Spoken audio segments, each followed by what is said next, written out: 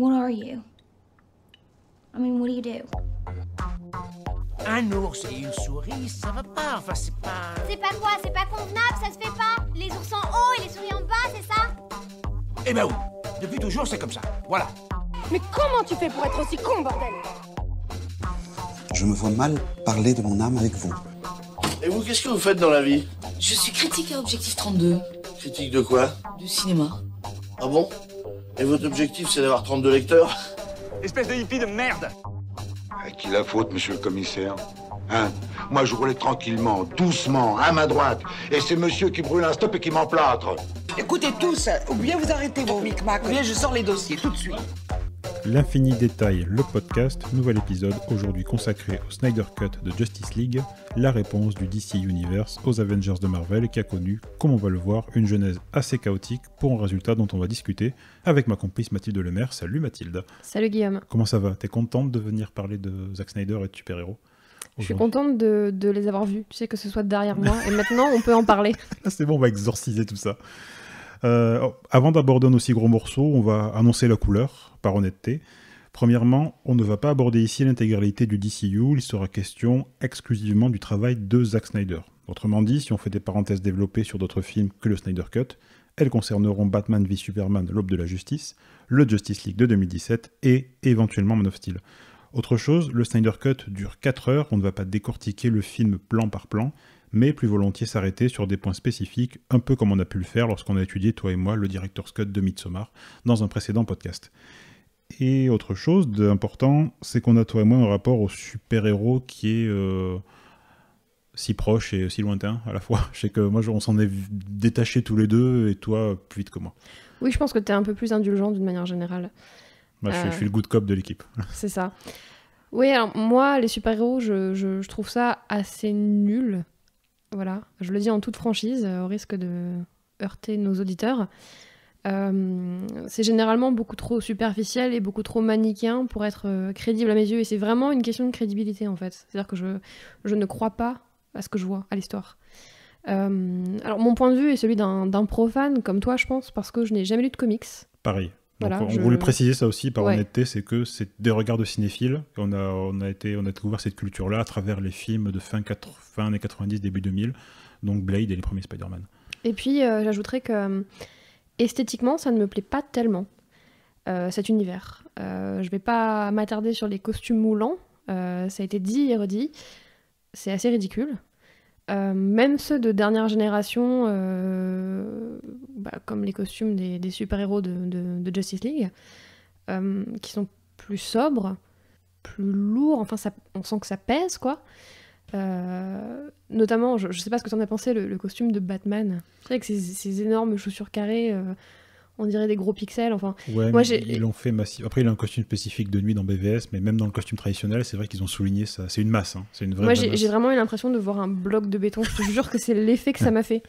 Et c'est un peu dommage d'ailleurs, enfin le costume n'est pas complètement raté, mais c'est un peu dommage dans le sens où je trouve que Ben Affleck est beaucoup plus charismatique que d'habitude. Moi, c'est un acteur que j'aime pas trop, enfin... c'est un peu comme Matt Damon, en fait, je le trouve assez basique. Et là, je sais pas si c'est la petite barbe, un peu grisonnante, je sais pas, je trouve qu'il a un truc. Il y a une petite gravité qui est venue avec l'âge, peut-être. Ouais, mais quand il est hors du costume, le costume est pas terrible. Bref. Ce qui me plaît moins, en fait, ce sont les décors. C'est très personnel, hein, comme jugement. Ces décors un peu en béton, enfin, ces grandes villes réelles ou fictives de la côte Est, à l'image de New York, avec leurs ruelles sombres et puis leurs open space. C'est comme le New Jersey, et puis c'est comme les films de Christopher Nolan qui sont eux-mêmes à l'image du New Jersey, ça me fait pas rêver, quoi. Je sais pas si toi ça te fait rêver, mais... Rêver non, mais c'est clair que je pense qu'avec le temps, j'ai fini par accepter ce genre de truc. Mais un peu comme toi, je suis d'autant plus réjoui quand un film lâche la bride en fait à l'imaginaire et que le décor, entre guillemets, se transforme... sous l'effet des codes du genre, par exemple. Je suis pas très très fan en termes d'action et de mise en scène pure des Batman de Tim Burton, et encore moins ceux de Joel Schumacher, là, Forever et Batman et Robin. Par contre, en termes de décor, ils se sont lâchés complets. C'est-à-dire que Gotham City, ils ont compris ce qu'était Gotham. C'est une film gothique. Donc ça n'a rien à voir avec le côté un peu réaliste et un peu terne, très new-yorkais des films de Nolan. Ouais, je les ai pas vus, hein, je vais être honnête. Voilà, c'est deux mondes différents, vraiment. Alors, j'ai vu, comme toi, plein de films de super-héros, c'est-à-dire qu'on n'aime pas trop ça, mais on en voit quand même plein. Moi, un peu par facilité, je dois bien l'avouer. Je n'ai absolument pas... je ne déteste absolument pas tous ces films. Je garde un très bon souvenir des Spider-Man de Sam Raimi, qui sont peut-être les premiers films de super-héros que j'ai vus, au cinéma en tout cas. Et puis, je garde aussi, par exemple, un très bon souvenir d'un film un peu plus récent, qui est Les Gardiens de la Galaxie. Voilà, c'était super fun. Énorme succès de Marvel, ouais. Et qui lui pour le coup se passe dans l'espace avec un univers qui est vraiment nous dépaysé. Très coloré, enfin c'était chouette, avec une bande son assez sympa, assez rock'n'roll je crois, enfin bref. Et puis surtout j'ai pris une grosse claque, mais une grosse claque devant Logan de James Mangold, sorti en 2017. C'est ça. Ou 2016. 2017. Ok. Voilà, qui pour moi est un petit chef-d'œuvre, franchement. Et je l'ai vu 2 fois au cinéma et c'était formidable. Mais pourquoi ? Parce qu'il a cassé les codes, quoi. On a un super-héros qui est finalement dépouillé de la quasi-totalité de ses attributs super-héroïques. Et puis, c'est plus un road movie, finalement, qu'un... Complètement, c'est plus proche d'un monde parfait, en fait, de Clint Eastwood et Kevin Costner qui traverse l'Amérique avec ce gamin à son bras. Il y a plus ce feeling-là. Mais néanmoins, il ne serait pas ce qu'il est s'il n'y avait pas eu 5-6 films de super-héros qui ont précédé sur 20 ans. Donc on ne retire pas ça en fait au genre, mais c'est vrai qu'on a tendance avec l'âge peut-être à être sensible à des traitements très spécifiques. Et du coup, je t'ai entraîné dans ma chute avec le Justice League. Oui, que j'ai vu avec... j'avais un peu d'appréhension parce que, alors voilà, j'ai aimé ces quelques films. Il y en a d'autres qui m'ont fait rire. Je crois que certains Iron Man étaient assez drôles. Le premier est très drôle, il est très sympa. Ouais. C'était plutôt bien écrit. Par contre, je ne cache pas mon mépris. Le terme est fort, mais je l'assume pour la saga des Avengers. Parce que je trouve que c'est non seulement mauvais, mais c'est presque insultant finalement de toujours proposer la même chose aux spectateurs. Et puis voilà, moi j'ai l'impression... c'est-à-dire... cette panoplie de personnages qui se côtoient même pas toujours, qui n'ont pas des liens très clairs les uns avec les autres, qui ont 5 minutes, ils sont tellement nombreux, 5 minutes de temps d'écran chacun, avec quelques punchlines qui fonctionnent pas bien, parce que c'est mal écrit, franchement, et puis qui cabotinent comme ça pour sauver le monde, et avec ces scénarios, en fait, qui s'affranchissent des règles les plus élémentaires de l'écriture, de la narration, quoi. Avec des personnages qui meurent, et puis qui revivent, et puis qui meurent, et puis qui revivent. Enfin, je sais pas. Moi, je trouve qu'il n'y a vraiment aucune ambition artistique, aucune volonté de faire une œuvre de cinéma. C'est un peu, moi, ce qui m'a fait lâcher le genre, parce que j'allais vraiment en voir beaucoup jusqu'à Avengers, l'ère d'Ultron, donc le deuxième Avengers. Et quand j'ai vu ça, je me suis ennuyé à un niveau stratosphérique pour ce qui est censé être un blockbuster. En fait, vraiment, au bout de 10 minutes, j'en pouvais plus, il y en a pour 2h20. Et on est très friands, toi et moi, de blockbuster. On le regarde avec le même naturel que quand on va voir un Tarkovsky au Quartier Latin, tu vois, pour caricaturer. C'est vraiment, on a cette démarche-là, quoi. On n'y va pas en se disant on va y aller pour aller sur Twitter le casser à la sortie, ça n'a absolument aucun intérêt. Mais alors voilà pour les super-héros. Et il faut quand même le dire, là par contre on est beaucoup plus éloigné toi et moi, Zack Snyder. Donc là il y a quand même je sais que toi c'est un cinéaste pour lequel tu n'as quasiment aucun attachement, alors que moi j'ai tendance à être plutôt client, voire très client de ce que le bonhomme propose depuis ses débuts de carrière en 2004. C'est ta kryptonite. C'est exactement ma kryptonite. Voilà, c'est franchement...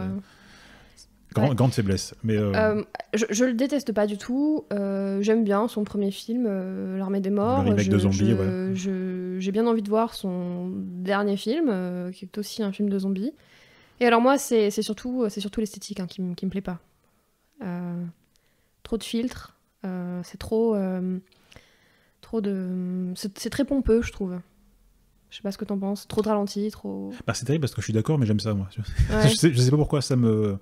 Je trouve qu'on va reparler tout à l'heure, mais je trouve qu'il a une manière de statifier ses personnages qui ôte absolument tout cynisme rigolard qui m'a fatigué dans Avengers. C'est peut-être pour ça que du coup je suis plus indulgent sur la forme. Mais en tout cas, voilà, moi c'est un cinéaste que j'aime bien. Toi que t'aimes que t'aimes pas, on peut le dire quand même, parce que c'est des films que tu vas pas les fuir comme la peste, mais clairement, tu as marqué Zack Snyder, bon, tu l'as vu au ciel, quoi. Ça oui, mais au final, tu vois, je les ai tous vus quasiment. Et 300 est un petit plaisir coupable. Ah, quand même. Ouais. Ah, Gérard Butler en slip, voilà, Fassbender, je comprends. C'est ça. Donc, très gros morceau, ce nouveau Justice League. Et avant d'attaquer, on va quand même revenir sur les coulisses du Snyder Cut, même si elles ont été très commentées. Et raconter comment un ogre pareil a pu voir le jour entre lutte intestine, tragédie familiale et pression des fans. I had a dream. Almost like a premonition. I think there's an attack coming. My lord, this world will fall. I need warriors. I'm building an alliance to defend ourselves. How do you know your team's strong enough? If you can't bring down the charging bull, then don't wave the red cape at it.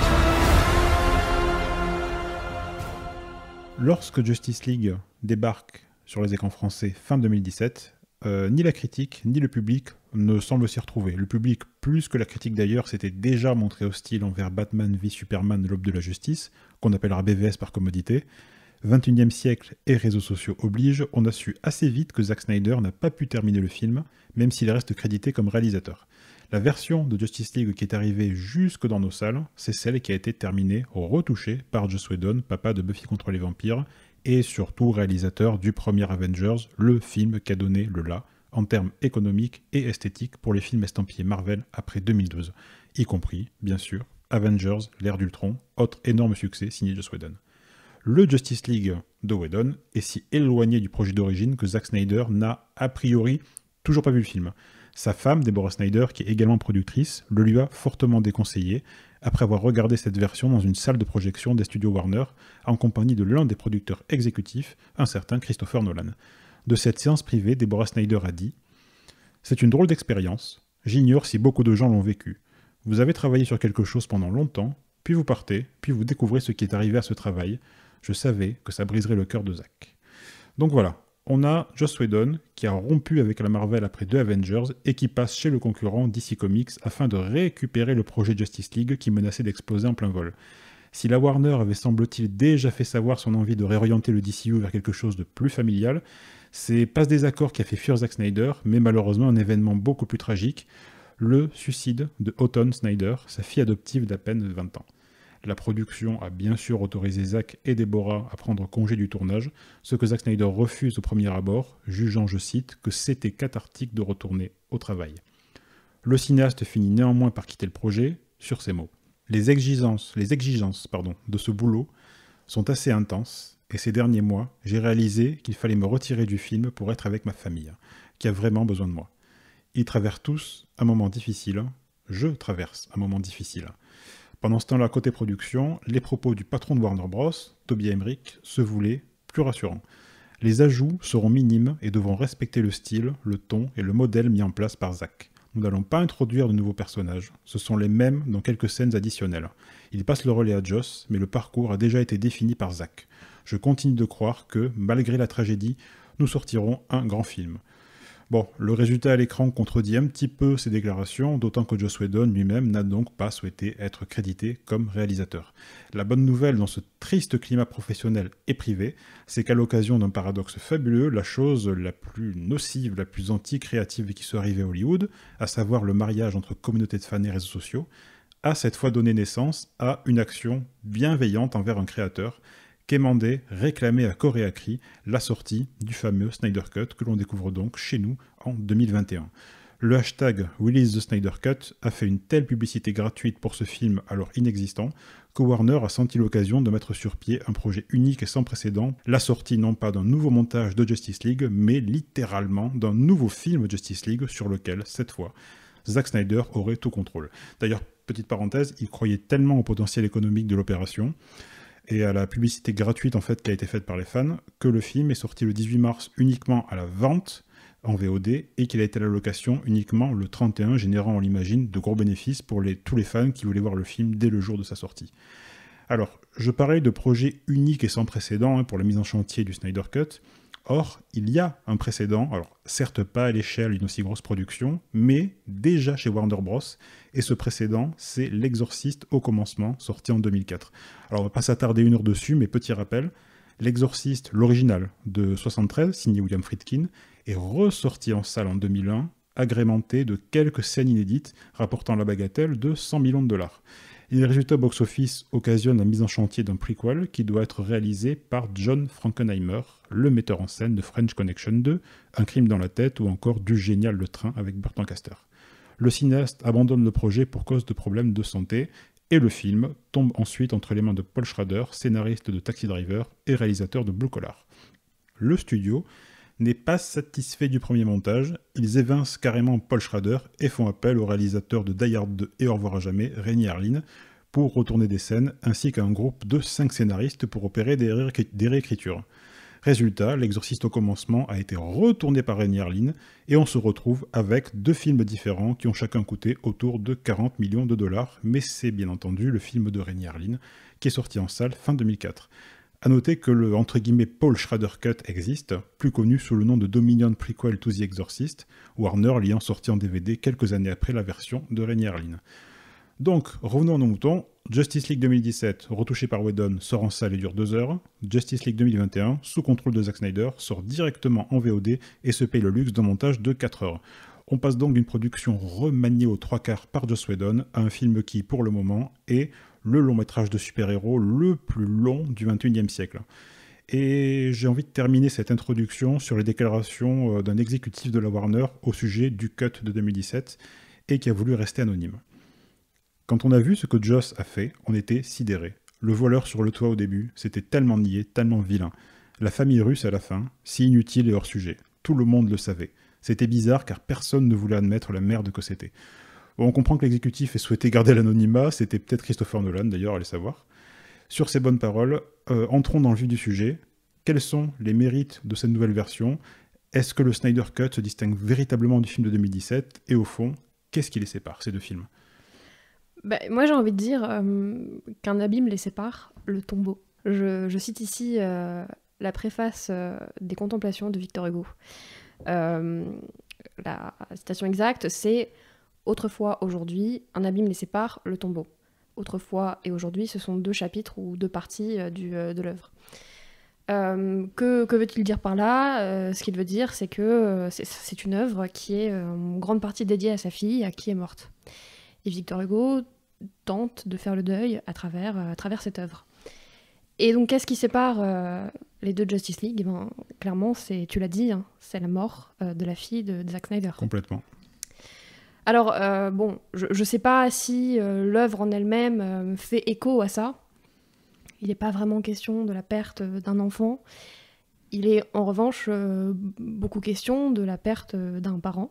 De plusieurs parents même, on y reviendra plus loin. Tu reviendras là-dessus plus loin, effectivement. Je le dis rapidement, effectivement, tous ces super-héros ont en commun, et d'ailleurs je pense que tous les super-héros de tous les univers de super-héros ont en commun cette espèce de trauma initial qui est la perte de la mère, du père, ou de la mère et du père. Voilà, ou des relations très compliquées qui font qu'ils en sont éloignés, c'est très très présent. Hein. Ouais, et il se trouve que dans la Snyder Cut, c'est les super-héros, et en l'occurrence surtout Flash et Cyborg, ces nouveaux super-héros qui sont un peu introduits, je crois, dans Justice League, qui n'ont pas encore leur propre film. Non, ouais, ils sont apparus là-dedans, contrairement à Wonder Woman, qui a eu son propre film, et Aquaman aussi. Hein. Voilà, bénéficient de scènes supplémentaires, enfin de scènes d'exposition qui sont nettement plus longues et aussi beaucoup plus intéressantes. Et ces personnages ont donc, on y reviendra, mais ont donc beaucoup plus de consistance finalement. Ce ne sont pas les seuls d'ailleurs. Moi j'ai trouvé également que les personnages secondaires n'étaient plus en fait réduits à de la simple figuration comme c'était le cas dans la version de 2017 de Joss Whedon. C'est-à-dire ils étaient un peu réduits en fait à quelques plans sur leur visage incrédule ou affecté, à quelques rictus et puis à quelques punchlines assez nuls. Je pense notamment à Jeremy Irons qui joue Alfred. Voilà, l'assistant de Batman, qui est un super acteur et qui était cantonné à quelques punchlines ridicules. Et donc c'était assez satisfaisant de voir ces personnages un peu se développer et prendre en épaisseur en fait. Même le méchant Steppenwolf, c'est ça? Steppenwolf. C'est ça, ouais. qui était réduit à sa plus simple expression en 2017. Voilà, hein. le mal absolu, enfin sans motivation claire, sans faiblesse ici, est un personnage qui est présenté de manière un peu plus nuancée. Bon, c'est un peu un loser finalement, il doit se racheter auprès de son chef, il a une hiérarchie qui est pas très conciliante. Voilà, c'était un peu marrant et intéressant de voir ça. Ouais, il doit accomplir un exploit de dingue pour être à nouveau accepté parmi les siens. Voilà, il s'est raté la première fois et puis c'est ça. Ça n'a pas pardonné. Un peu comme Mushu dans Mulan en fait. Il doit partir à l'aventure, conquérir un truc de fou pour être à nouveau accepté parmi les siens. Voilà, c'est ça. Voilà. Mais il est plus méchant quand même. C'est ça. Et voilà, dans l'ensemble, moi j'ai trouvé que ces scènes d'exposition, on y reviendra un peu après, étaient plutôt réussies. D'exposition ou d'introduction des personnages. Plus réussies en tout cas que dans la version de 2017. Mais finalement, ma crainte, moi, c'était de me dire pendant les 2 premières heures du film, ok, c'est bien, mais si ça débouche sur la même merde, sur cette même orgie d'effets spéciaux, ces mêmes combats interminables, à quoi ça sert tout ça? Est-ce qu'on recule pas pour mieux sauter quoi? Mais voilà, moi j'ai été assez contente de voir que c'est pas la seule chose qui est un peu plus réussie, un peu moins ratée dans la Snyder Cut. Je vais d'abord, si tu veux bien, parler un peu de l'univers, en fait, de l'univers ou de la mythologie autour de ces personnages. Ouais, ce qui est essentiel, qui est vraiment très. D'ailleurs, faut le dire, qu'on aime ou pas, qui est développé vraiment dans la Snyder Cut. Complètement. On peut rappeler peut-être, alors je pense que tout le monde le sait, mais ces personnages en l'occurrence, c'est Superman qui arrive un peu plus tard dans le film, Batman, Wonder Woman, Aquaman, Flash et Cyborg. Durant ce qu'ils appellent, je crois, le premier âge, et ils ont échoué parce que les tribus des Amazones, des Atlantes, il y en a d'autres, j'ai oublié. Des hommes. Hein. Des hommes aussi, bien sûr, mais il y en a d'autres encore. Je crois qu'il y a le Green Lantern aussi. Qui est là, on voit Zeus aussi à un moment donné. Ouais, il y a d'autres personnages. Bref, se sont unis, donc principalement les Amazones, les Atlantes et les hommes se sont unis, se sont battus. Et donc on a cette scène de bataille rangée dans une vaste plaine, qui les oppose. Donc ils sont en armure, hein, voilà. Et puis vous avez la voix de Wonder Woman, la voix off, hein, qui narre en fait, cette genèse. Et on ne peut pas ne pas penser à la première scène, la scène d'introduction du Seigneur des Anneaux, dans laquelle je crois que c'est Galadriel, pardon, qui narre la scène de bataille.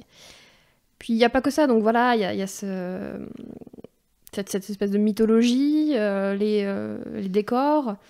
J'ai trouvé que même le méchant, Steppenwolf, avec notamment la forme de son casque, ressemblait un peu à Sauron, finalement. Homme de Sauron, et puis il est immense aussi, Steppenwolf, c'est vrai qu'il a une taille, il est démesuré, on ne peut que penser à Sauron qui dominait le champ de bataille.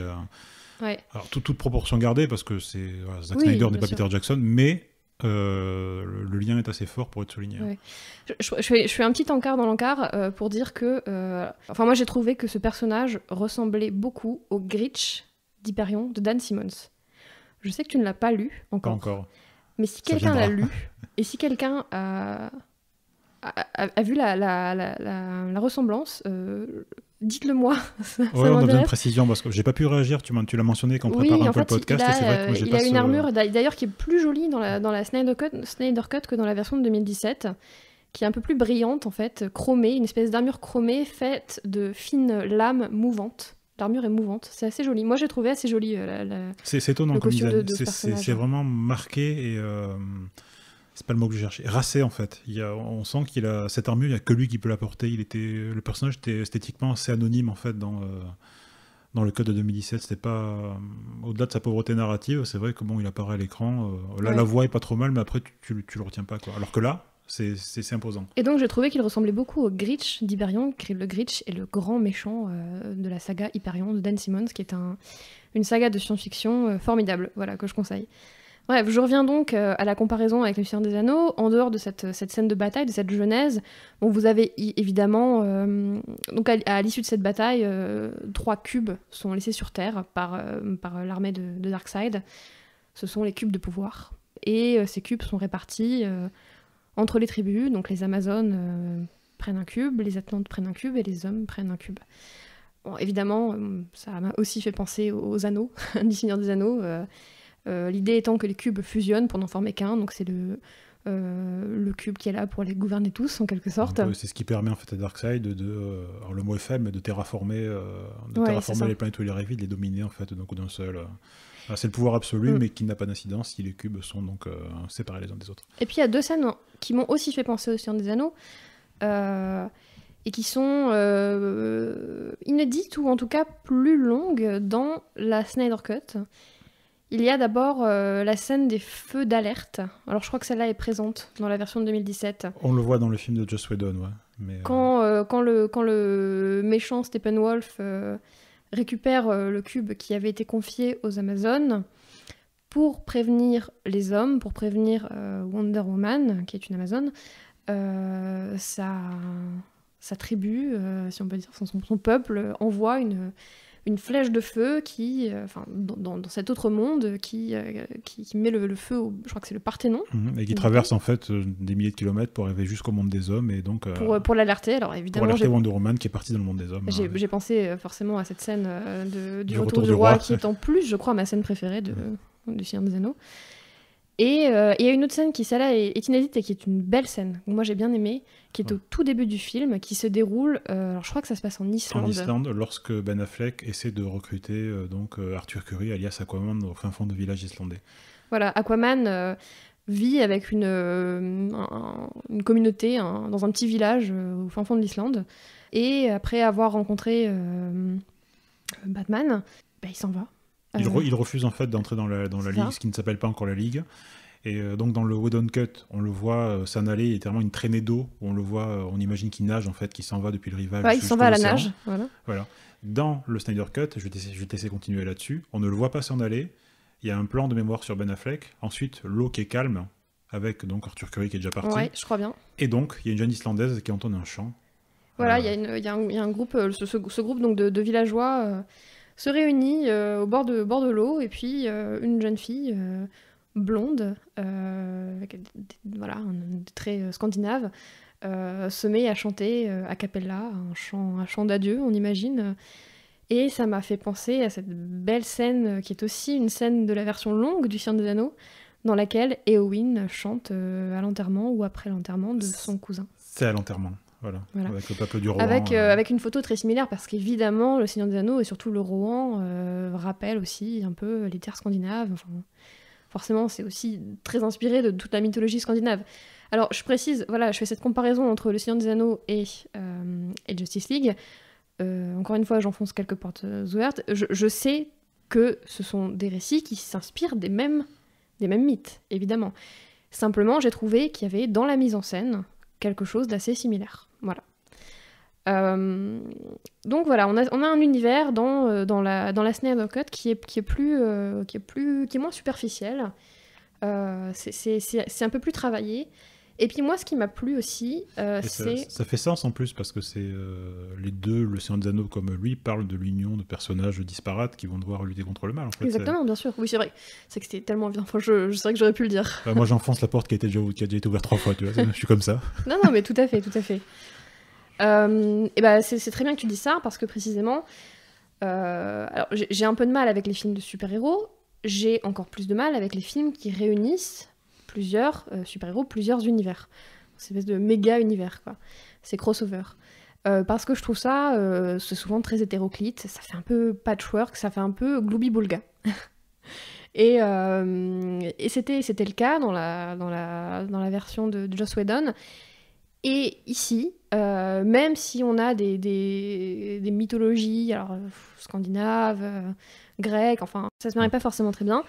Et là, j'ai trouvé que la photo, très caractéristique du cinéma de Zack Snyder, avec une image un peu désaturée, même très désaturée, et d'une manière générale, même la direction artistique, en fait, les costumes, etc., permettent d'homogénéiser tout ça. C'est-à-dire que quand on les voit côte à côte, avec des costumes qui sont assez sombres, qui ont assez peu de couleurs, dans des décors qui sont assez cohérents, que ce soit les mondes des Amazones ou celui des Atlantes ou la Terre, quoi. Tout ça, tout ce travail sur la photo et la direction artistique fait que à l'écran, il y a une certaine cohérence, une certaine uniformité. Visuellement, c'est moins choquant et finalement, tous ces personnages n'ont plus l'air aussi bêtes quand ils sont les uns à côté des autres. Il y a un plan notamment qui résume un peu ce que je viens de dire, un plan que j'ai trouvé assez joli. Si je devais en retenir un, ce serait celui-là. C'est un plan qui se situe à la moitié du film. Même de 2h, 2h30 sur 4h, je pense. C'est ça. Tu penses à la scène avant la résurrection de Superman. Exactement. En fait, les super-héros, Batman n'est pas là, alors on a Aquaman, Wonder Woman, Flash et Cyborg, viennent de déterrer le cercueil de Superman, pour le ranimer ensuite, on vous en reparlera, et ils viennent de placer le cercueil dans une espèce de corbillard, et vous avez un plan en contre-plongée un peu, donc la caméra est comme fixée tout au fond du coffre en fait, du corbillard, et vous voyez les 4 super-héros qui regardent l'intérieur du coffre. C'est un plan un peu tarantinesque, ça m'a rappelé un plan de Reservoir Dogs. De Pulp Fiction aussi, du coup, c'est son point signature en fait. Ouais. Et donc ils sont là, tous les 4, les uns à côté des autres, en tenue semi-civile, on va dire. Je crois qu'ils ont leur costume et des manteaux par-dessus. Et puis c'est assez joli, en plus c'est un côté un peu Polaroid, parce qu'on vous l'a pas encore dit, mais le format est un format presque carré, c'est du 1,43, 1,43, voilà. Qui se rapproche du 1,33, donc format carré typique du cinéma muet. Et donc, ce qui est inédit aussi d'ailleurs, oui, faut le dire, sûr. C'est très très étonnant comme... Et donc moi j'ai trouvé qu'ils avaient pas l'air bêtes les uns à côté des autres. Voilà. Donc ça marche, donc ouais. Toute petite parenthèse, c'est que ce format-là, on a essayé de réfléchir en fait, qu'est-ce qu'on a vu comme film au format carré récemment qui est sorti. Ceux qui sont venus le plus rapidement, il y avait donc 2 films de Robert Eggers, qui étaient The Witch et The Lighthouse, qui usaient de ce format, mais qui sont... aux antipodes de Justice League. Mais complètement, quoi. C'est pas la même rythme, la même ambiance, le même sujet, enfin, c'est le jour et la nuit, c'est le cas de le dire. Et il y a aussi Mommy de Xavier Dolan, par exemple, qui était tourné dans un format similaire, vraiment un format carré. Donc c'est... que ce soit dans le drame ou dans l'horreur, c'est quand même ce qu'on appelle, allez, on peut le dire, des films d'auteur, c'est pas un gros mot, et qui n'a pas du tout les mêmes ambitions économiques ou technologiques que Justice League, Snyder Cut. Ouais. Donc déjà, ne serait-ce que par il y a un choix de cadre et de format qui est assez sidérant en fait pour un film de cette ampleur. C'est vraiment la première fois que je dis du bien de la photo d'un film de Zack Snyder. C'est historique ce moment quand même. Ouais, ça me dérange je sais qu'il est vraiment allergique, donc c'est... beaucoup d'habitude. Et j'ai trouvé que là, finalement, cette photo-là, cette image désaturée, ça palliait finalement les défauts, les défauts du film, et puis les défauts inhérents au film de super-héros et au crossover, quoi. Et il y a une dernière chose sur laquelle je voudrais insister, c'est l'effort de team building. Moi, dans la version de Joss Whedon, j'avais l'impression que ces 5 super-héros, enfin ils sont 6 avec Batman, mais surtout 5 dans la majeure partie du film, n'avaient presque rien à faire les uns avec les autres. Les dialogues étaient assez ridicules, les scènes de combat aussi. Ici, il y a vraiment un effort de team building dans le sens où dans les scènes de combat et puis dans les dialogues, il y a une complémentarité entre tous ces personnages. Ils font notamment dans les scènes de combat usage de leur pouvoir d'une manière qui est assez complémentaire, ils s'aident les uns les autres. Il y a un semblant de stratégie aussi dans les scènes de combat qui était très brouillon dans la version de Whedon, où on avait l'impression qu'ils s'étaient même pas concertés avant d'aller se fighter avec Steppenwolf et ses moucherons, c'est mignon quoi. Et c'était assez nul. Et puis les dialogues se résumaient à des blagues un peu nulles, à des blagues un peu douteuses. Il y a notamment cette scène qui m'a paru interminable, qui n'existe pas pour le coup dans la Snyder Cut, qui n'existe que dans la version de 2017, dans laquelle les 5 super-héros, Batman, Wonder Woman, Aquaman, Flash, Cyborg, débattent de l'idée qui est de la proposition de Batman, qui est de réanimer Superman. Ils en débattent, j'ai l'impression que ça dure 5 minutes, puis sur un ton un peu léger, un peu comique. Ici, cette scène n'existe pas, ils passent à l'action, ils ne passent pas leur temps à tergiverser en quelque sorte, et puis à rigoler. Donc c'est beaucoup plus crédible, ils paraissent beaucoup plus les uns avec les autres complémentaires, il y a du liant entre les personnages, Et puis il y a une répartition qui est équitable en fait, du temps de présence à l'écran, du temps d'action. Donc moi j'ai trouvé ça assez... Enfin, je salue cet effort. C'est défendable, autant que c'est quand même la base d'avoir, pour un film de super-héros choral, l'intérêt de devoir interagir de manière, allez, on va dire, intelligente et en tout cas percutante les uns avec les autres, quoi. C'est le plaisir qu'on peut prendre ou pas devant les 4 Fantastiques, les Indestructibles, les Avengers, si on aime bien ce genre de trucs. Alors, il y a un vrai effort, en tout cas, c'est vrai dans les... Oui, je sais pas ce que t'en penses, mais moi je trouve que c'est Ah si, mais clairement, travaillé. puis surtout, je me posais pas la question, en fait, en 2017, de ce qu'ils allaient pouvoir faire, parce que les trous narratifs de caractérisation m'avaient déjà détaché en fait du cœur du projet. Et là, effectivement, je sentais qu'il y avait, ils ont l'air plus soudés, il y a plus de naturel, de complicité, ce qui fait que dans les scènes d'action, ça reste. En tout cas, dans la préparation, c'est payant. Il y a plus ces scènes un peu gênantes de flirt entre Wonder Woman et Batman, par exemple, qui n'avaient pas du tout leur place dans la version. Ouais, et d'ailleurs, on sent dans le Snyder Cut on en parlera plus tard, que les love stories, ça l'a pas du tout intéressé, quoi. Vraiment, il est parti sur autre chose. Ouais. Puis tous les personnages en plus, ont un peu plus de consistance et qu'ils interagissent mieux les uns avec les autres, ça donne quelque chose de beaucoup plus intéressant et cohérent. Voilà, donc ça c'était pour l'univers, pour la mythologie.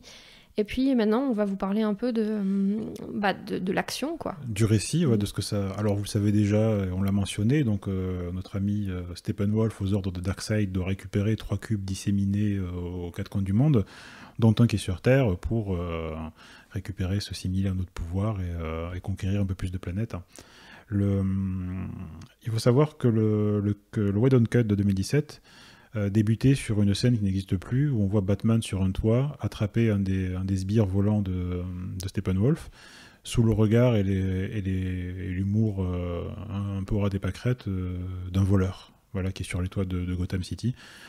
Scène qui sentait vraiment le rafistolage à plein nez.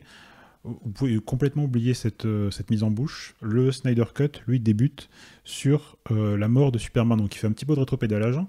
Dans Batman v Superman, l'homme de la justice, on assistait donc à la fin du climax à la mort de Superman qui se sacrifie pour abattre Doomsday, le monstre créé par Lex Luthor dans un vaisseau kryptonien. La fin de BVS était un long épilogue où était relaté le double enterrement à la fois de Superman dans un cercueil vide et de Clark Kent sous les yeux de sa famille et de ses proches. Donc, Zack Snyder fait le choix dans ce Justice League à sa sauce de commencer sur le moment où Superman meurt. Il y a un ralenti extrême sur Superman qui vient d'être transpercé par Doomsday sur le champ de bataille, enfin du coup le port de Gotham. Et on voit que son cri de douleur se répercute en écho à travers la ville, en fait à travers le monde, et va avoir un effet physique immédiat sur les boîtes mères que va traquer Steppenwolf. Qu'est-ce que ça dit, au final, dans le fond? C'est que BVS était une histoire qui reste à hauteur d'homme, et là, Zack Snyder nous raconte une histoire de surhomme. Il est déjà sur autre chose. Donc je trouvais ça, c'est un choix vraiment de narratif, de montage. Vous pouvez après apprécier ou pas le travail esthétique de Snyder, parce qu'il y a des choix colorimétriques, des choses qui font que si vous n'êtes pas fan de sa patte, vous pouvez bloquer. Mais n'empêche, il faut lui reconnaître ce mérite. D'entrée de jeu, il sait où il va. Il veut pas raconter la même chose, et surtout pas faire un truc, comment dire, qui a le cul entre deux chaises, comme était la version de 2017. Ouais, je suis assez d'accord, moi j'avais trouvé que l'introduction, cette scène sur le toit que t'as décrite, était vraiment ridicule. C'est un film qui commence comme ça, et au bout de 2 minutes, tu sais que ça prend l'eau. Ça raccorde mal, en plus, avec Batman v Superman. Et donc, on a comment dire, on n'a pas regardé vraiment, on n'a pas pris de montre pendant le film, mais en termes de ressenti, je crois qu'on a une bonne heure 30 d'exposition, non? C'est ça? Ouais, exactement. Il faut le dire. Hein. Exactement. Alors, on a déjà un peu parlé des scènes d'exposition. J'ai dit tout à l'heure que les personnages, notamment ceux qui sont introduits en fait par Justice League, parce que dans Batman vs Superman, évidemment vous avez Superman qui est introduit dans Man of Steel, Batman qui est introduit dans Batman vs Superman, et Wonder Woman qui fait des apparitions, enfin qui a un rôle secondaire assez solide dans Batman vs Superman. Et donc les personnages qui sont introduits dans Justice League, vous avez Aquaman, mais qui bénéficie de son propre film. Voilà, qui est arrivé, si je dis pas de bêtises, du coup, entre le cut de 2017 et le Snyder Cut. Donc à l'époque, je pense que c'était, de mémoire, c'était sa première apparition, en fait, là, dans Justice League de Whedon. Ah, d'accord. Et puis Flash et Cyborg. Et donc, on l'a dit, ces personnages ont un peu plus de temps d'écran, ils ont un background qui est un peu plus solides, et donc ça leur donne un peu plus de consistance. J'ai trouvé, en revanche, pour moi, s'il y a une scène d'exposition qui est un peu ratée, c'est celle de Wonder Woman. Wonder Woman qui, encore une fois, était déjà introduite dans Batman vs Superman, et dans son propre film. Et qui avait eu droit en plus à un film à elle, je crois que c'était en 2017 aussi qu'elle a eu son film à elle. C'est possible, je l'ai pas vu. Cette scène d'exposition, d'introduction de personnages, c'est une scène dans laquelle on voit un groupe de terroristes, on peut dire ça comme ça, pénétrer, terroristes en costard quoi, pénétrer dans une banque, prendre des otages, et puis, alors on pense au départ qu'ils veulent faire un braquage, en fait, ils veulent faire sauter le pâté d'immeubles. Je sais pas exactement quelles sont leurs revendications. Je me souviens pas. Elles sont tellement vagues, en fait, ils veulent revenir à quelque chose de primitif. Enfin, c'est à la fois une opération, une espèce de terrorisme sectaire qui. Voilà. Mais honnêtement, c'est dur de s'en rappeler, et on a fait un peu exprès de pas aller chercher parce qu'on voulait voir ce qu'il en restait, et au final, on se rappelle même plus trop ce qu'il voulait, tellement cette scène est détachée du reste du récit. Avec un acteur qui est plutôt cool, je sais plus comment il s'appelle, mais. Ouais, qui est pas une question. Ouais, lui, c'est le chef des terroristes en question. Ouais. Et donc cette scène est présente dans les deux cuts. Cette scène est présente dans les deux cuts, effectivement, et c'est la scène qui introduit Wonder Woman parce que c'est elle qui va venir sauver les otages, et qui va empêcher la bombe d'exploser. Enfin, elle va la jeter dans les airs pour qu'elle explose dans les airs. Et moi, je sais pas, cette scène, je l'ai trouvée hyper longue dans les deux cuts, et je l'ai trouvée franchement inutile. Et même assez ridicule. Tout ça pour lui donner l'occasion de... Je sais plus ce qu'elle dit exactement. Elle sauve une petite fille qui est là en otage, et elle lui dit... la fillette dit « Je voudrais être comme toi quand je serai grande ». C'est ça, elle lui dit « Princesse, est-ce que ça va ?» Voilà. Et c'est l'occasion de lui faire dire une banalité. Elle se baisse vers la petite fille et lui dit « Tu pourrais être absolument ce que tu veux ». Et on a l'impression de voir un court-métrage qui est perdu en fait dans cette exposition qui coulait plutôt de source en fait jusque-là. Parce que moi, quand j'ai vu quand j'ai vu Justice League pour la première fois, donc la version de 2017, j'ai cru que ces terroristes étaient envoyés par les méchants, quoi, par Steppenwolf. Je pensais que ça avait un lien avec l'histoire parce que la scène est franchement longue. Ouais, ou avec Lex Luthor, pourquoi pas, depuis sa prison. Enfin, il y aurait, mais en fait non, rien. Il y a quand même, il faut le reconnaître ça aussi, il y a de petites nuances entre le cut de Whedon et le cut de Snyder. Le cut de Whedon, on a gentiment rigolé en le voyant. Le cut de Snyder, photographie désaturée, et surtout, il y a un meurtre qui est commis devant la banque. La classification est beaucoup plus permissive, donc on voit quand même une mare de sang sur le sol quand un des gardes se prend une balle dans la tête. Et Snyder, choix de mise en scène, cadre en fait l'entrée du terroriste dans la banque au niveau de l'attaché case en fait qu'il porte. Donc vous découvrez l'espace au niveau à peu près de sa taille, avec des jambes comme ça qui se baladent à droite à gauche. On voit son groupe en fait passer à l'action un petit peu. Et c'est pas du De Palma, hein, faut pas se mentir. Mais en tout cas, il y a un choix de mise en scène qui est tranché et qui rend la scène, si ce n'est réussi, au moins un tout petit peu plus excitante que dans le cut de Whedon. Mais en tout cas, les deux versions auraient totalement pu s'en passer en fait de ce passage. Ouais, franchement. C'est symptomatique à la fois cette scène est symptomatique des mérites et des limites en fait de l'exercice du Snyder Cut. En parlant de mérites et de limites, il y a une scène dont il faut parler, donc tu l'as mentionné brièvement, c'est l'introduction des nouveaux personnages, particulièrement l'introduction de Flash, qui cette fois-ci est introduit, toute proportion gardée, dans une scène façon Spider-Man 2 de Sam Raimi, où on voyait Tobey Maguire galérer en tant que livreur de pizza. Là, on a droit à Flash, donc Barry Allen alias Flash, tenter de se faire embaucher dans une animalerie spécialisée dans les petits chiots. Il sort un CV de sa poche, mais qui est une feuille qui est drôle en fait, parce qu'il y a une feuille dégueulasse qui est pliée en 4 toute froissée, il se cherche des excuses, il sourit, etc. Il voit qu'un accident de la route va arriver, et il sauve en fait une jeune fille avec qui il a échangé un regard avant d'entrer dans cette animalerie. Il court donc à la vitesse qui est la sienne pour aller la sauver. Il évite l'accident de voiture, il sauve toutes les vies, celle du camionneur et de la jeune fille dans la voiture. Et en fait, il y a un vrai échange de regards assez long entre Barry Allen et cette jeune fille qu'il a sauvée.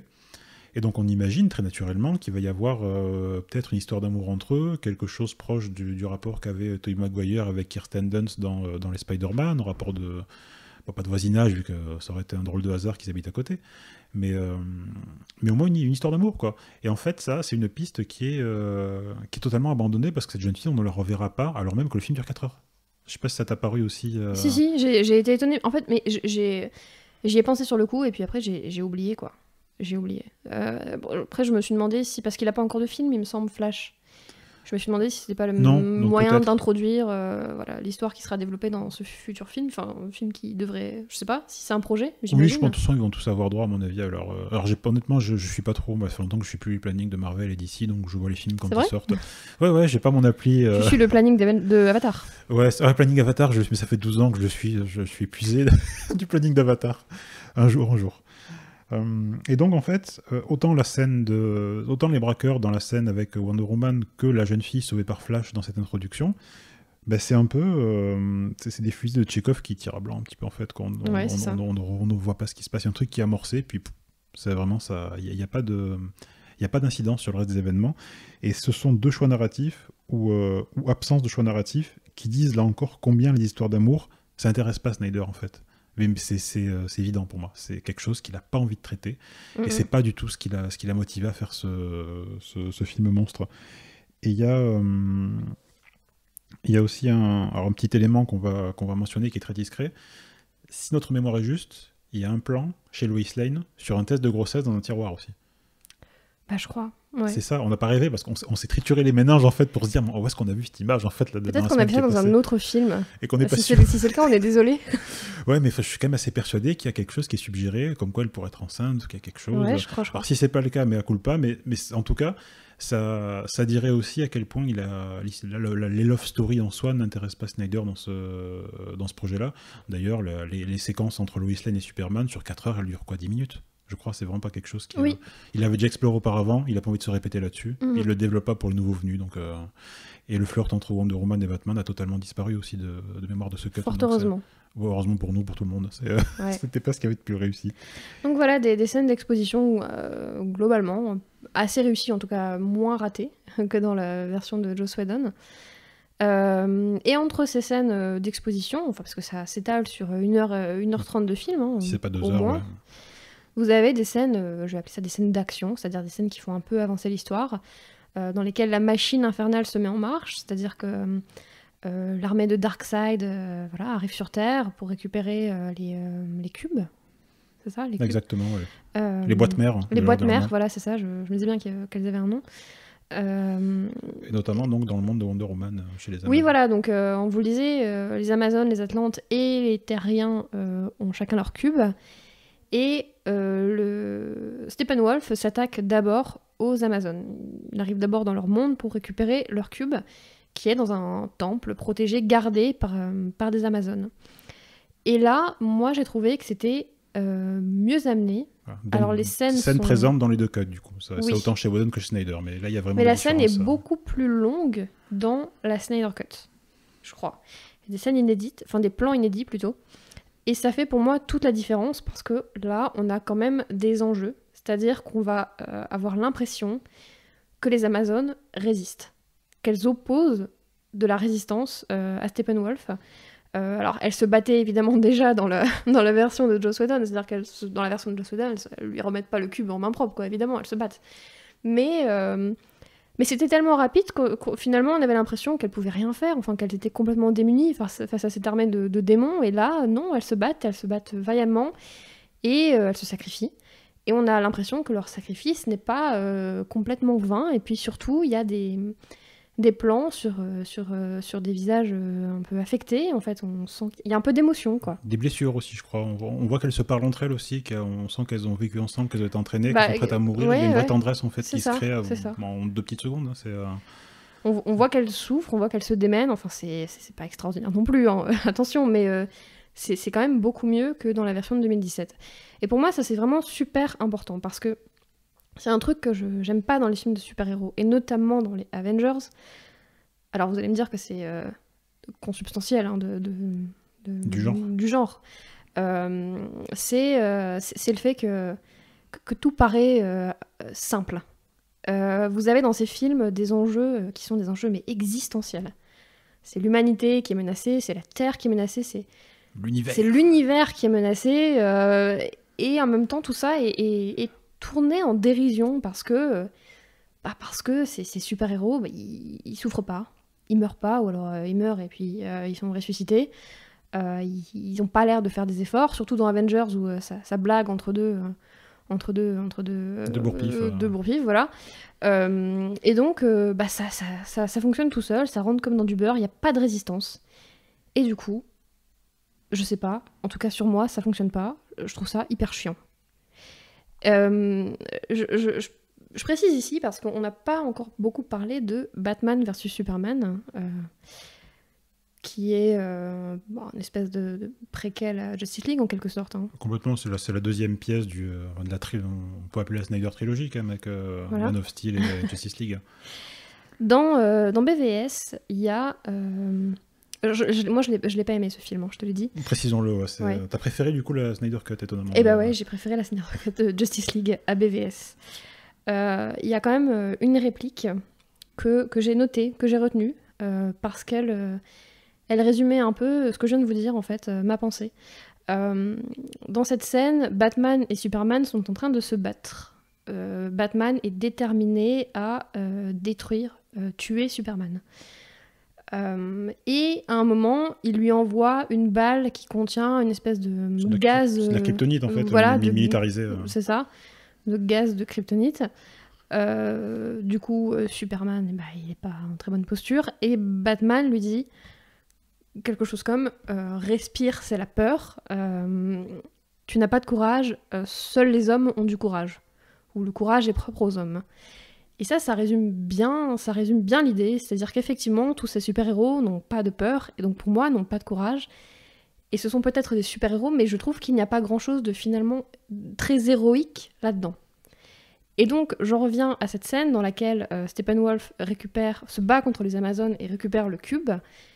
Le fait qu'elle soit rallongée, le fait qu'il y ait un rapport compréhensible et affectif entre les personnages, entre la reine des Amazones, leur chef, et puis les soldates, j'ai trouvé que ça servait vachement l'histoire, quoi. This is the first time it's gone quiet since the crack appeared. Maybe it's going back to sleep. Evil does not sleep. It waits. Something is coming.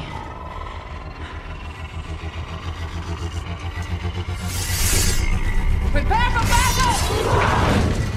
Ouais, clairement, narrativement, c'est plus efficace. Alors, je sais pas pour toi, mais il y a un autre truc que j'ai bien apprécié. C'est assez discret, mais c'est la posture des Amazones. Alors, je sais pas si ça vient du cadrage de Snyder, qui, comme je le disais en début d'émission, aime bien statifier ses personnages, ou de la photographie.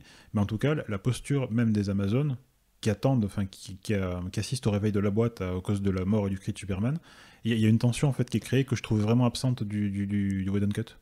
Ouais, je vois ce que tu veux dire. Elles sont vraiment prêtes au combat. J'ai trouvé ça un peu bizarre. Moi, je me suis dit, mais depuis combien de temps elles sont dans cette position? Mais en tout cas, c'est vrai que c'est assez dynamique, finalement. Ouais, puis tu sens vraiment que c'est un objet qui est gardé depuis des millénaires. J'espère qu'elles sont pas dans cette position depuis 3000 ans, quand même. Pas dans cette position, mais en tout cas, qu'il y a constamment des gardes. On voit même qu'elles n'hésitent pas à se sacrifier, à s'enfermer vivantes pour garder pour empêcher que oui, c'est ce que je disais. Il y a vraiment... Il y a un sacrifice, quoi. Complètement. Qui était présent dans Whedon Cut, il faut quand même le souligner. On les voyait vraiment... On voyait leur chef qui demandait de sceller cet endroit où est contenue la boîte mère. Mais voilà, les apports du Snyder Cut font que d'un coup la scène gagne en tension et par moments en émotion. Donc c'est complètement. C'est aussi une des scènes sur lesquelles on peut mesurer les apports de cette version. Et en parlant d'apports dans cette version et en parlant de boîte mère, il faut signaler donc la scène vraiment numéro 1 que toi et moi attendions au tournant. On s'est quand même tapé une barre de rire phénoménale devant un passage clé du Whedon Cut. L'équipe vient de ressusciter Superman. Donc ils sont allés dans le vaisseau kryptonien. Avec l'aide du cube et de l'énergie dégagée par le personnage de Flash, ils ont réussi donc à ressusciter le super-héros de Krypton. Lui décolle, mais immédiatement, ils comprennent très vite qu'il est revenu, mais que c'est pas vraiment lui, qu'il peut être extrêmement dangereux, et s'engage donc un combat entre la Justice League et Superman. Pendant ce temps-là, la fameuse boîte mère qui a servi à le ressusciter finit sur le toit d'une bagnole.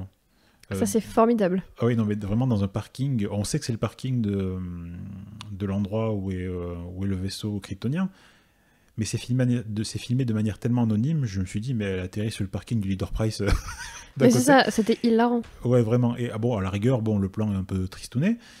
Mais le truc, c'est que non seulement que les personnages, à cet instant T, ne pensent plus à la boîte mère, parce qu'il y a Superman qui est réveillé, pourquoi pas, mais le cinéaste, tout le monde en fait oublie ce machin.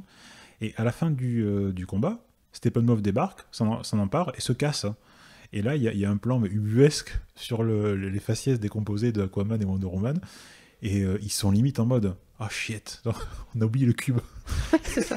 Et on s'est dit « Mais c'est pas possible, quoi. Enfin, c'est résolu, mais n'importe comment. » Donc, il y avait déjà une heure de film, donc pour qu'on remarque un truc comme ça alors que le film est raté dès le début, c'est le niveau de gravité qui est quand même... Ouais, je suis d'accord, parce que...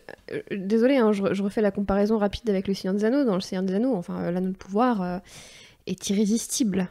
Alors, il se perd à un moment, mais quand même, tout le monde lui court après. Là, les cubes, tout le monde les oublie. C'est-à-dire qu'à la base, s'ils restent sur Terre, c'est parce que dans leur déroute, les hommes l'armée de Darkseid les oublie sur Terre. C'est dit presque tel quel. Ils sont laissés, left behind. Left behind, c'est ça. Donc on ne dit pas trop s'ils les ont oubliés, s'ils ont été... En tout cas, ils ont été mis en déroute. Ouais, ils ont été oubliés, quoi. Ils ont été mis en déroute et du coup, les cubes sont restés. Mais c'est vrai que ça manquait quand même d'un combat peut-être mano à mano, un duel pour montrer que quelques personnages essayaient de récupérer les cubes. C'est un peu expédié donc, dans le flashback explicatif de Wonder Woman sur le moment où les cubes ont été séparés et dispatchés aux quatre coins de l'univers.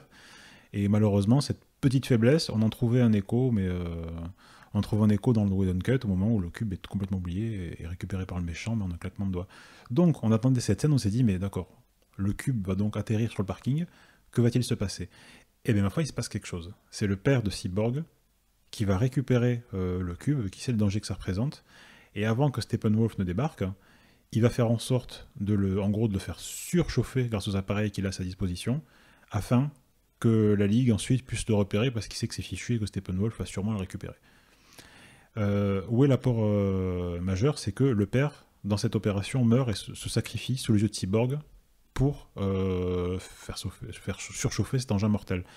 Et la scène, en fait, est assez... elle a un double intérêt. Un, elle vient sceller ce qu'on vous disait en début d'émission, c'est que le film est rempli de personnages qui ont un rapport, sinon conflictuel, en tout cas très douloureux avec leurs parents. Et donc Cyborg, dont on apprend dans un flashback qu'il a perdu sa mère dans un accident de voiture, qu'il est sous la tutelle de son père scientifique qui en a fait la créature qu'il est, pour le sauver, et bien en plus de ça, il assiste à la mort de son père, vraiment face à lui, et il n'y a littéralement... plus rien n'a enterré. Le père disparaît physiquement en fait sous l'effet de cette espèce de laser. Donc c'est une mort qui est très très brutale. Et Zack Snyder en fait avait déjà filmé une mort similaire sous les yeux de proches d'un personnage. Ce personnage était le Docteur Manhattan dans Watchmen. Bon, on va pas revenir entièrement sur Watchmen qui est aussi une œuvre très touffue. Mais en gros il y avait une scène en flashback qui racontait comment le Docteur Manhattan, cet être surpuissant, est devenu ce qu'il est, et on comprend que c'était un scientifique qui s'était fait enfermer dans une espèce d'accélérateur de particules, et en fait a été littéralement désintégré, la peau, les organes, les os. Et il a cette phrase justement que je viens d'employer, il disait on me fait des funérailles, mais il n'y a rien à enterrer. Donc je pense que c'est quelque chose peut-être qu'il a retenu de ce film qui a déjà un peu plus de 10 ans. Et j'en viens donc à cette thématique du rapport aux parents. Il y a quand même une espèce de série de personnages dans Justice League qui ont ce rapport assez conflictuel. Alors je pense Flash notamment, donc comme vous le disiez, il est présenté un petit peu façon Spider-Man 2, il a du mal à démarrer sa vie professionnelle, et on apprend surtout que son père est en prison, enfin on l'apprend, on le savait dans le Whedon Cut, mais c'est beaucoup plus développé, que son père donc a priori est accusé du meurtre de sa mère à tort. Il y a vraiment plusieurs scènes bien mieux écrites, j'ai envie de dire éclairées avec plus de conviction, et qui apportent une vraie plus-value en fait au personnage qui en plus fait sa première apparition dans Justice League. On a ensuite donc Cyborg dont je viens de vous parler, grâce à la mort du père en fait, et grâce au flashback aussi où est relatée la mort de la maman lors d'un accident de voiture avec lui. Il gagne en épaisseur, quoi. Avant il devait se contenter de quelques plans à contre-jour dans une cuisine, et là il y a en plus son père, bien avant sa mort, qui lui laisse en fait un magnétophone où il s'exprime d'abord en tant que scientifique, et ensuite il dit là je m'exprimais en tant que père. Et c'est une bande en fait que Cyborg va écouter à différents moments du film, et qui va aussi apporter une émotion nouvelle. Il y a un rapport père-fils qui va être nourri par ça. Ensuite, Batman on ne présente pas, c'est le personnage dont le rapport au père est un pilier. Sans insister à nouveau sur la mort de ses parents, le montage rend beaucoup plus naturel ses rapports avec Alfred, donc, qu'on a évoqué déjà, joué par Jeremy Irons. C'est son père de substitution. Il le mettait en garde contre son envie de défier Superman dans BVS, et ici, il le met en garde contre l'idée de le ressusciter. Ce qui est impalpable en fait dans le Whedon Cut, et grâce à un travail plus poussé là aussi sur le montage et sur la place accordée au personnage, c'est beaucoup plus sensible. Ensuite, Aquaman gagne en épaisseur aussi. On apprend par les dialogues, notamment quand il discute avec son conseiller incarné par Willem Dafoe, qu'il est en conflit non seulement avec ses parents, mais aussi avec tous les gens de son espèce, dont il s'est visiblement éloigné. Superman, là je pense que c'est même, on enfonce une porte qui a été 12 000 fois ouverte, mais il a été sauvé par son père Jor-El, qui l'a envoyé sur notre planète, alors que la sienne, Krypton, était détruite. Et non seulement il y a ce rapport au père qui est là, et il y a un rapport au père adoptif, joué par Kevin Costner dans Man of Steel, et qu'on voit revenir sous forme de plus ou moins de spectre dans BVS, qui est présent aussi. Donc là encore, rapport paternel et rapport au deuil qui est très fort.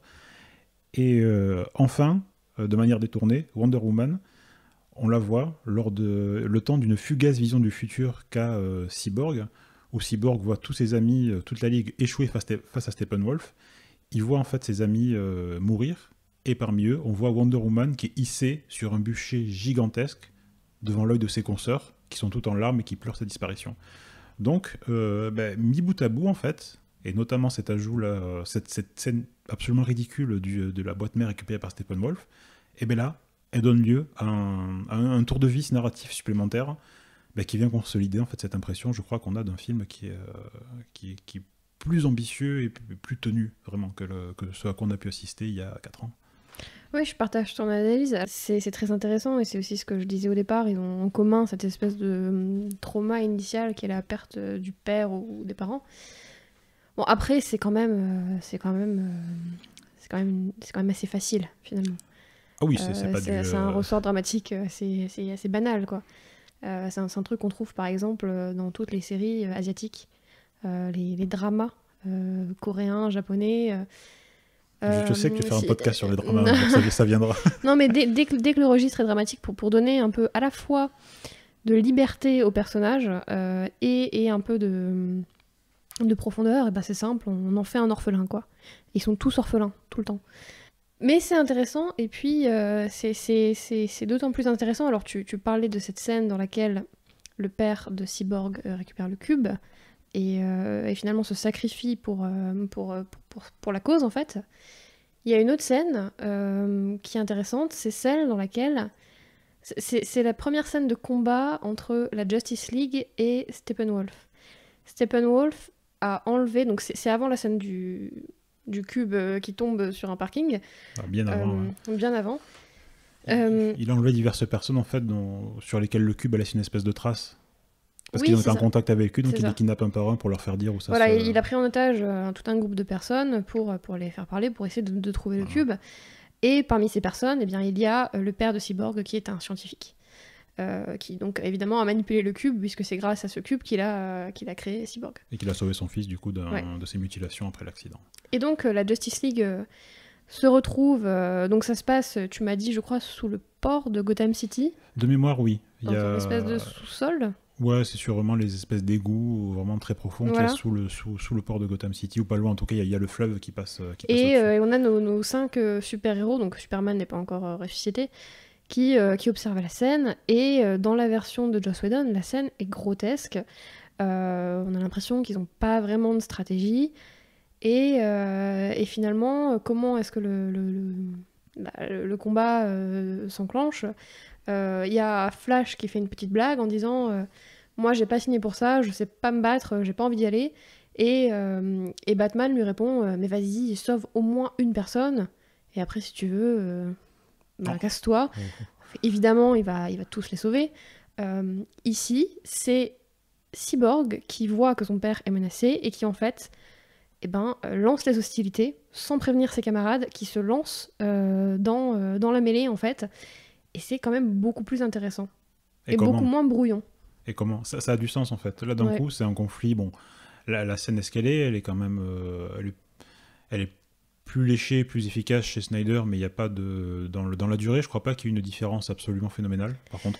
Non mais c'est ce que je disais au début, il y a un temps d'action qui est mieux réparti, et les personnages s'entraident en fait, ils ont un peu chacun leur rôle, leur pouvoir et leur qualité. Donc la scène est un tout petit peu plus intéressante, voilà. Plus lisible en tout cas. Et on va aller entre guillemets dernier rapport dont tu me parlais, c'est la présence de Lois Lane donc sur le lieu où ressuscite Superman. Oui, ça aussi c'est beaucoup plus intéressant. C'est un petit détail mais qui fait sens en fait là aussi. Enfin, moins ridicule en tout cas dans la version de 2017. Je vous l'ai dit tout à l'heure, je crois.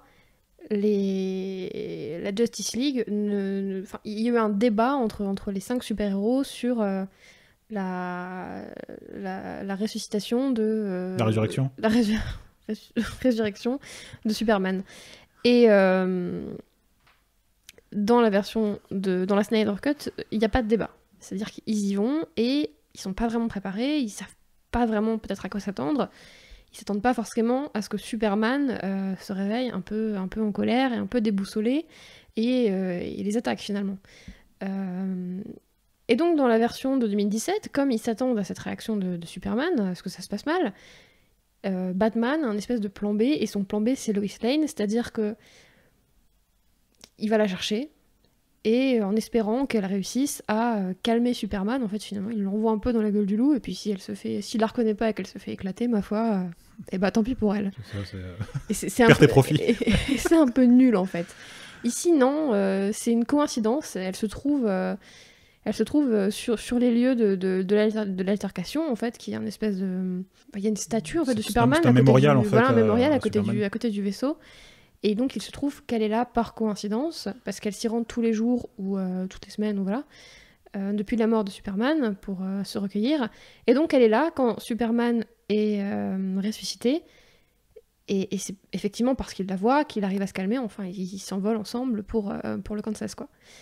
Et ça, c'est pas un détail pour moi. Je trouve que c'est quand même aussi beaucoup plus logique, crédible, que dans la version de 2017. Ça a d'un coup, la situation fait sens, et même le personnage de flic, en fait, qui était totalement anonyme, qui est là, en fait, qui assiste à la scène dans le Whedon Cut, là, en fait, on voit Lois Lane lui dire bonjour tous les matins, et il lui répond vous venez tous les jours, décidément, enfin, un truc qui pourrait être dit, mais de manière tout à fait spontanée, et on comprend qu'il installe un quotidien, en fait, il installe une espèce de rituel vis-à-vis de la manière dont elle va gérer le deuil, et grâce à ça, cette scène qui était si indigente devient plus intéressante, quoi. C'est vrai que ça aussi, ça a été, c'est un des ajouts, pour comprendre l'intérêt du film, c'est un des ajouts discrets qui est...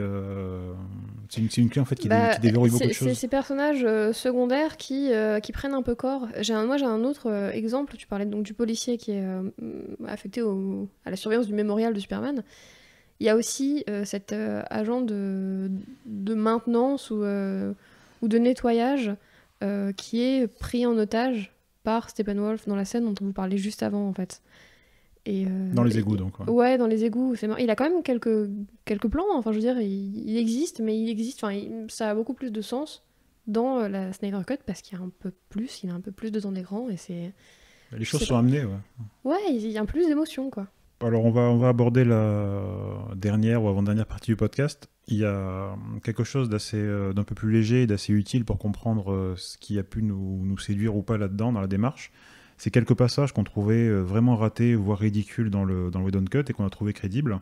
C'est notamment, alors un seul plan, c'est pendant le combat entre la Justice League et Superman ressuscité, il y a un plan un champ contre champ, entre les visages dans un ralenti extrême, où Flash avance dans le dos de Superman alors qu'Henry Cavill se retourne et lui fait les gros yeux. Et je me rappelle qu'on a vraiment éclaté de rire quand on l'a vu dans la version de 2017. Et ma foi, le plan est exactement le même dans Justice League. Et alors on n'a pas eu les larmes à l'œil, faut pas rigoler, déconner non plus, mais on n'a pas ri. On l'a regardé.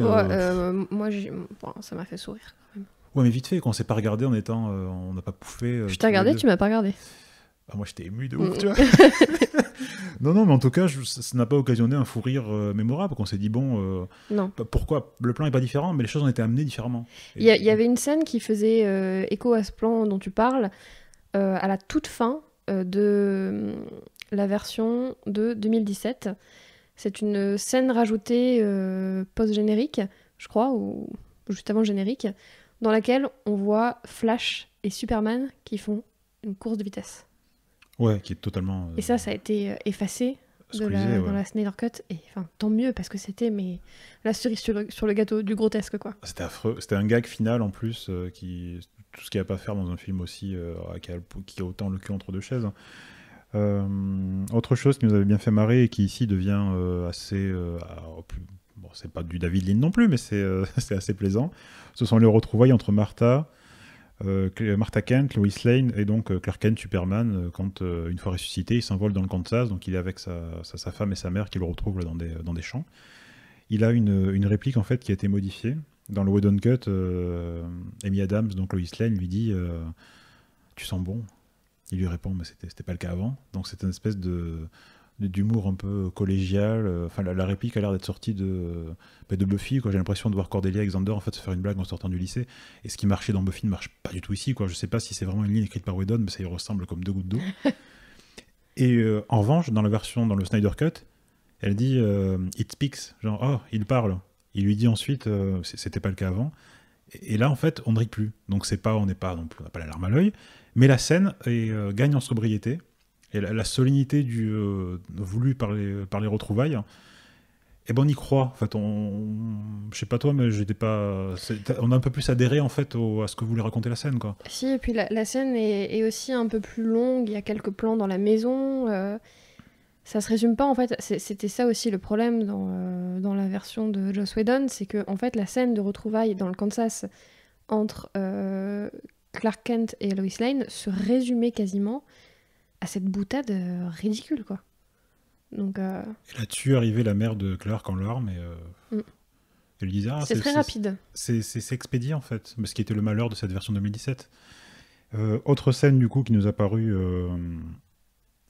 vraiment ratée dans le Snyder Cut, dans le Whedon Cut pardon, et plutôt réussi dans cette nouvelle version. C'est un passage déjà évoqué, c'est la scène du cimetière où Aquaman, Wonder Woman s'en vont déterrer Clark Kent avec la complicité de Cyborg et de Flash qui sont occupés devant la tombe à creuser avec leur pelle. Flash fait une blague je ne sais même plus quelle blague à Cyborg et il arrête pas de gesticuler en fait. Il lui dit à un moment donné je peux faire cette blague parce que racialement c'est un peu tendu. Et ouais, je me souviens pas, mais en tout cas il essaie un peu de lui gratter l'amitié. Hein. C'est ça. C'était mais pathétique à tout point de vue. On a vue, envie de se mettre la tête dans le sable. Enfin, c'est vraiment gênant, quoi. Tandis que dans la Snyder Cut, je crois qu'il blague un peu, mais c'est quand même plus léger. Enfin, plus léger et en même temps plus solennel, c'est-à-dire qu'il y a quand même ils ont un peu de respect pour Superman, quoi, en fait. Complètement. Voilà, c'est pas... Et ce respect est exprimé par un dialogue que j'ai beaucoup aimé. C'est Flash qui dit à Cyborg franchement, toi comme moi, on sait qu'on pourrait faire ça en un quart de seconde. Sous-entendu, ils prennent le temps de déterrer Superman. Il y a une forme de respect dans le geste qui s'exprime. Ouais, voilà, parce qu'il pourrait le faire en 2-2 avec sa vitesse et le sortir comme ça, mais non. Et il y a aussi le regard, du coup, qui est cette fois-ci appuyé, présent d'Aquaman et de Wonder Woman, qui attendent derrière, assis sur le véhicule, et qui discutent entre eux aussi. Donc l'aspect crépusculaire du film, là, il s'exprime, alors que c'était, une fois encore, extrêmement expéditif dans la version à laquelle on a assisté il y a 4 ans. Ouais, puis je crois qu'il y a encore une scène sur laquelle c'est plus qu'une scène, d'ailleurs. C'est un gros bout de la Whedon Cut. La présence, alors tu en parlais dans l'introduction, la présence dans le film d'une famille de Russes, en fait. Il faut savoir que Steppenwolf a élu domicile, enfin son QG se situe en Russie dans une ancienne centrale nucléaire ou près d'une ancienne centrale nucléaire, je crois. En écho, bien sûr, à la catastrophe de Tchernobyl. Ou un site d'essai nucléaire, enfin voilà. C'est pas mentionné. Et vit dans l'extrême pauvreté à côté de cette centrale, une communauté, enfin en tout cas une famille de Russes, parents et enfants, qui sont un peu en fait, qui vont symboliser les victimes civiles en fait, qui vont être les dommages collatéraux en fait de cette guerre entre Steppenwolf et la Justice League. Et franchement. Ça n'avait aucun sens en fait. C'était vraiment comme un cheveu sur la soupe. Aucun sens ni intérêt. Et ça a, pour notre plus grand bonheur, complètement disparu. Complètement. Vraiment. Aussi sûrement que le personnage du voleur en début du Whedon Cut qui était sur les toits avec Batman, ça a dégagé. Et tout aussi sûrement que le gag où Aquaman s'assoit malencontreusement sur le lasso de Wonder Woman et du coup se met à dire la vérité, à se mettre à nu et sous le regard amusé de ses complices. C'est assez... ça dédramatisait encore une fois des passages qui méritaient une vraie dramaturgie. Donc là aussi, ma foi, on y a gagné.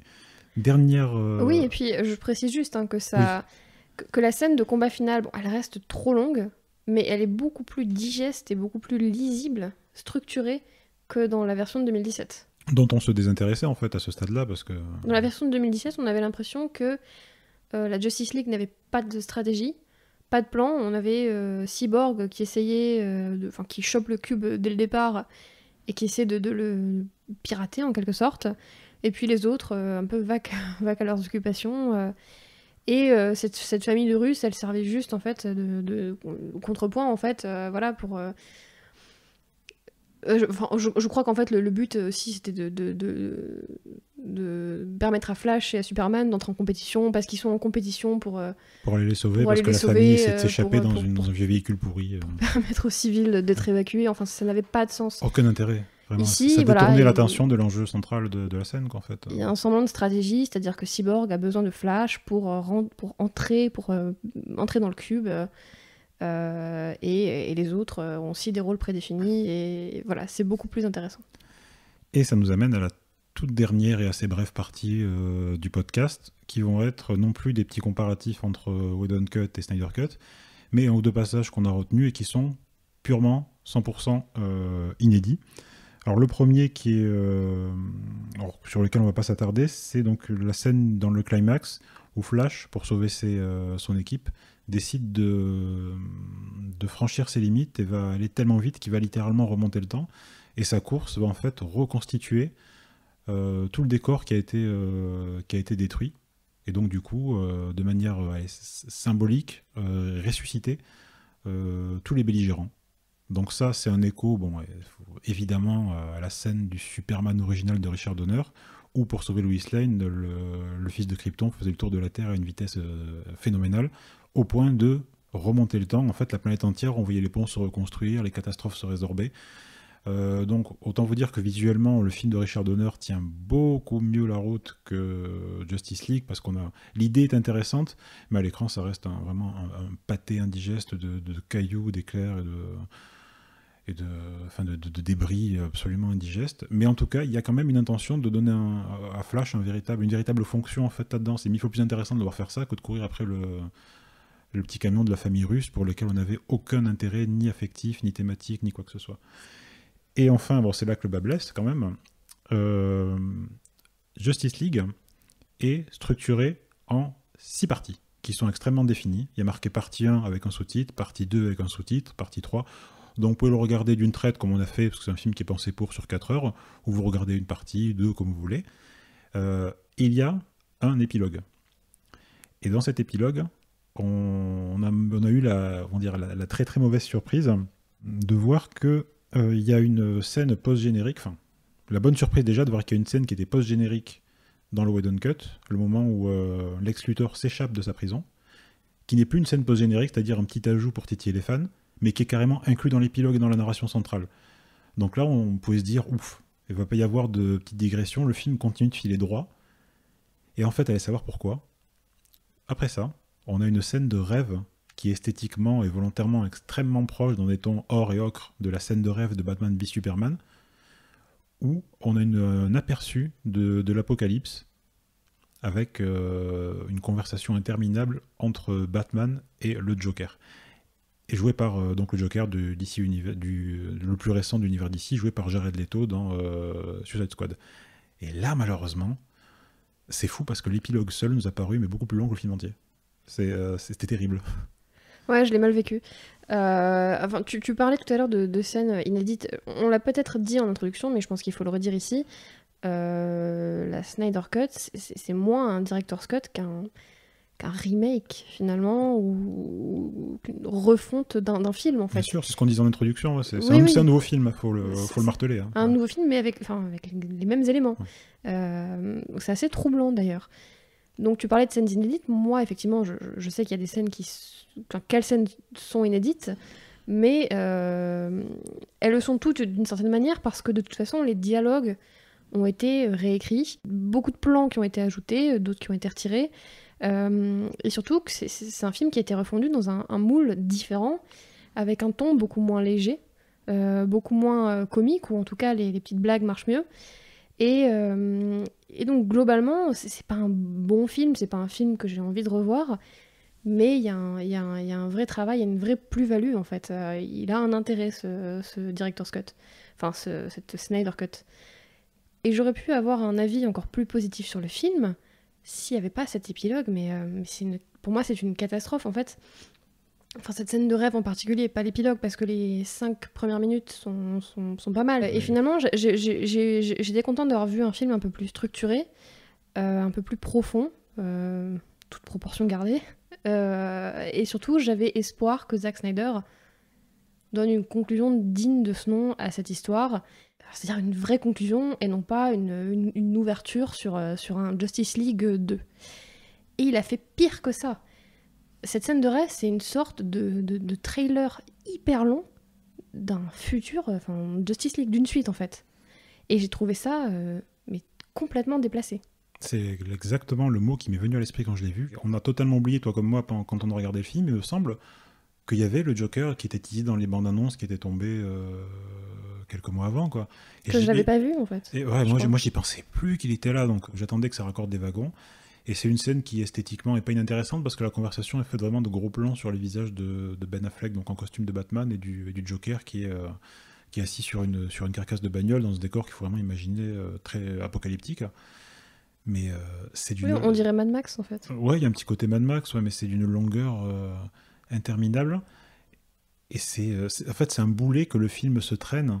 Mais c'est rageant parce que c'est à la dernière minute et on se dit mince, là il y a quand même un sale réflexe de cahier des charges qui rattrape un projet qui est pourtant si personnel, tourné en format quasiment carré, avec des ajouts qui, à défaut d'être tous renversants d'intérêt, ont une vraie, comme tu dis, une vraie plus-value. Et là malheureusement ça a été un peu la douche froide d'achever une vision de 4 heures en plus là-dessus, parce que on connaît le deal, quoi. Si un film d'1h30 est un peu long, bon, il y a 5 minutes de trop à la fin, c'est pas grave. Si un film de 4 heures est trop long, les 10 minutes de trop, on les sent passer. Hein. Et on les a vraiment sentis passer. On s'est dit, mais à quoi ça mène ? Et ma foi, ça mène à rien, en fait. Ça aurait dû être, en fait, une scène littéralement coupée, pour le coup. On en vient dans un film qui s'appelle Snyder Cut, qui est une version intégrale, une vraie vision d'un univers qui a été arraché à son créateur, à souhaiter qu'il coupe un apport qui est 100% de lui, ce qui est quand même un immense paradoxe, je trouve. Et ma foi, on finira sur cette note un peu plus amère. On a dit beaucoup de choses positives sur ce film, c'est étonnant parce que il est quand même pas bon, quoi. Non, faut être honnête. Après, on a fait. Il incite vraiment à la bienveillance et on voulait pas. Moi, j'ai pas du tout envie de le dégommer ou dire que c'est irregardable ou quoi. Il y a des choses qui sont vraiment ratées. C'est clair qu'il est, il est trop long. Il partait sur des bases qui étaient pas saines.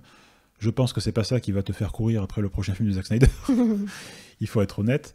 Donc, est-ce que c'est une réussite ? On peut pas vraiment dire ça. Mais le film contient des éléments qui sont absolument passionnants pour qui s'intéressent au projet en soi, en fait. Ça m'a pas réconcilié avec ce cinéma-là, avec les films de super-héros. En revanche,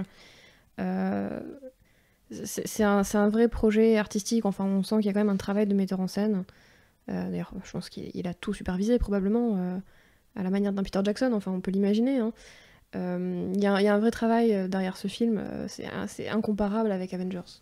C'est-à-dire c'est ce qu'on disait en début d'émission, c'est des films qui sont devenus pas forcément plus mauvais qu'à l'époque de The Punisher, Catwoman et tout, mais qui sont devenus plus anonymes, en fait, ils se ressemblent tous. Et ma foi, dans le paysage des films de super-héros, on peut dire, sans trop se mouiller, que cette Snyder Cut, elle ressemble vraiment pas à quoi que ce soit, ne serait-ce que par le format carré, à quelque chose qu'on ait déjà vu. Ça en fait pas un grand film, mais ça en fait quand même ça en fait un long film, en tout cas. Un long film et une sacrée curiosité. Le film, donc, cette Snyder Cut est très logiquement dédié à Autumn Snyder, donc la fille adoptive de Zack Snyder.